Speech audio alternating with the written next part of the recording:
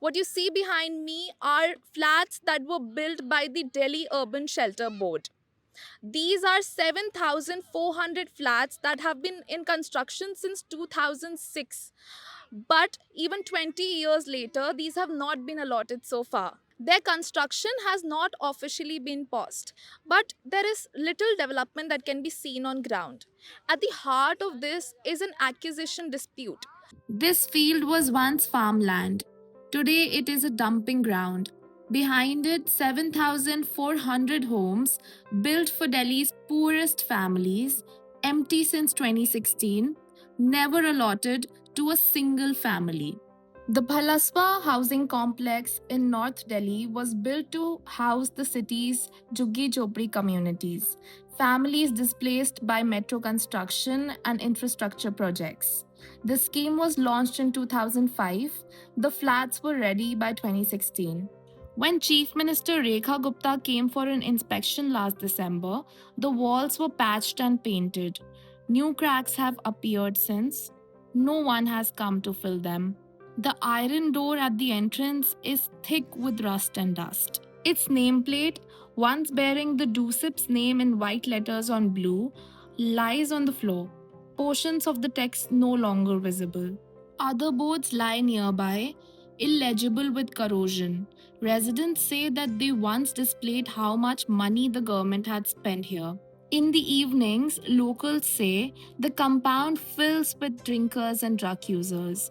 In the mornings, the evidence remains. The story of how this happened begins in 1998 with a letter, 6 days, and a legal shortcut that a Delhi court would later call a travesty. 1998 में जो दिल्ली सरकार थी, उस time की जो Delhi government थी, वो एक रिहैबिलिटेशन के नाम पे लैंड एक्वायर करनी थी उन्हें। तो 929 बीघा लैंड एक्वायर करने के लिए उन्होंने प्रपोजल दिया एक।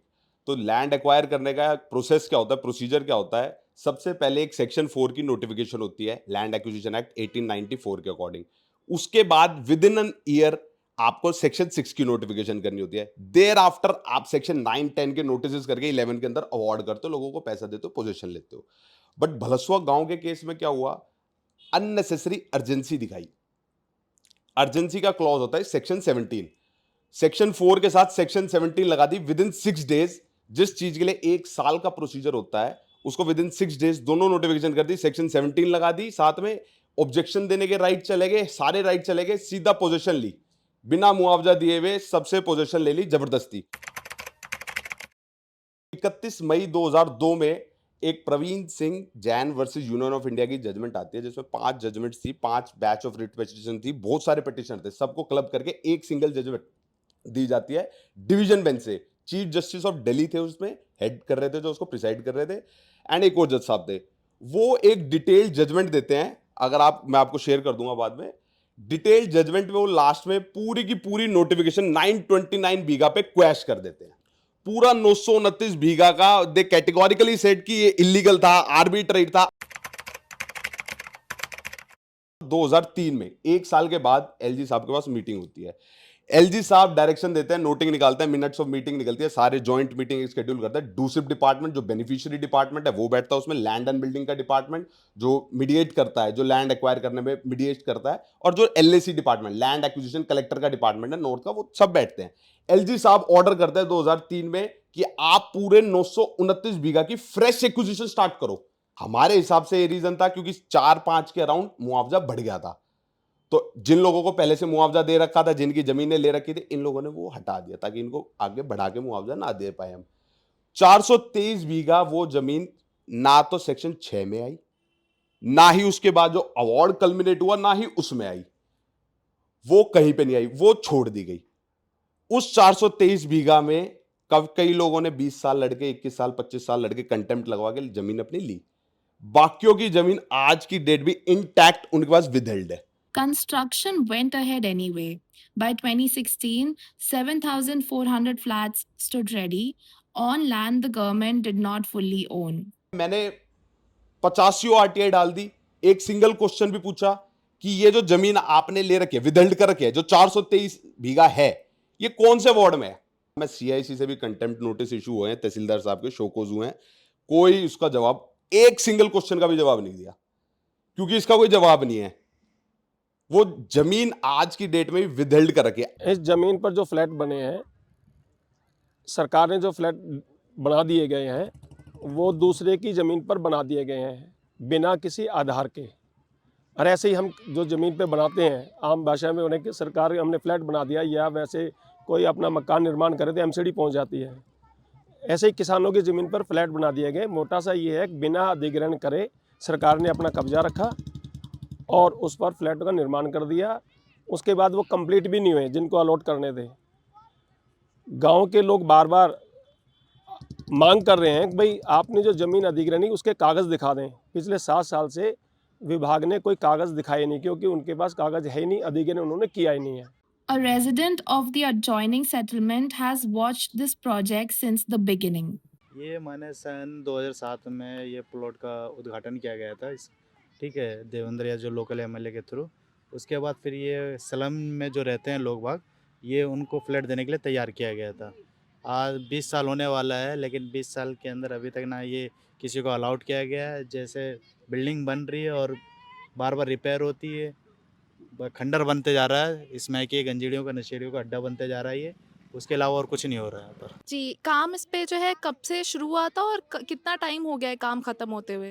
मैंने ख़त्म किया, ये तो अधूरा ही है। खाली वही ये था कि कभी बोलते हैं फंड नहीं आ रहा, फंड फंसा हुआ है, ये फंसा हुआ है। ठीक है, काम मैंने जो 2007 में जो हुआ था बस उसी टाइम लग रहा था कि हाँ बन के जैसे तैयार होगा लोगों को दिया जाएगा। लेकिन आज 20 साल हो गया, काम कुछ नहीं हो रहा है इसमें। फंड कोई कहता फंड की किल्लत है। शीला सरकार के जाने के बाद इसमें कोई ऐसा कोई काम नहीं हुआ।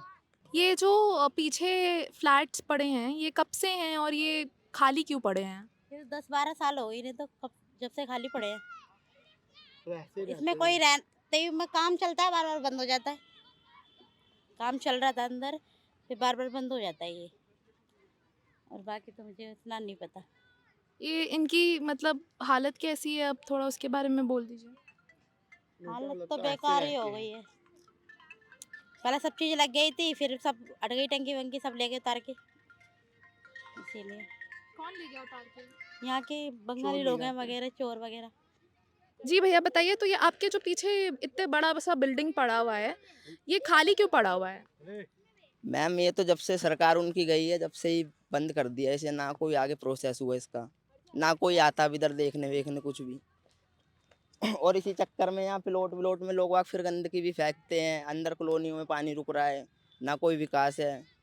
यही है अब यहाँ की सिस्टम। ना कोई स्कूल है बढ़िया पढ़ने के लिए बच्चों के लिए, और गंदगी बहुत है मैम। यहाँ पे गंदगी है, अंदर देखोगे आप जाके तो आपको दिखेगा खुद ही, पानी भर जाता है रोडों पे। In 2008, the Sheila Dikshit government had launched a registration drive for these very flats. The brochure carried a slogan, "Sach hoga sapna jab hoga ek ghar apna." The dream will come true when we have a home of our own. Over 3 lakh families registered their names. After Chief Minister Rekha Gupta's visit in December, the Delhi government had approved rupees 44 crore for repairs across the city's vacant EWS flats. For Bhalaswa alone, rupees 7.8 crore. A redevelopment plan promises parks, schools, health centers, e-rickshaw stations. It reads like the colony that these families were always promised. But on ground, in the last 6 months, nothing has moved forward. And the towers grow old every season, surrounded by garbage and by the silence of institutions that have decided it is safer to say nothing than to answer a question that has no good answer. In Delhi NCR, this is Saman Hussain reporting for The Print.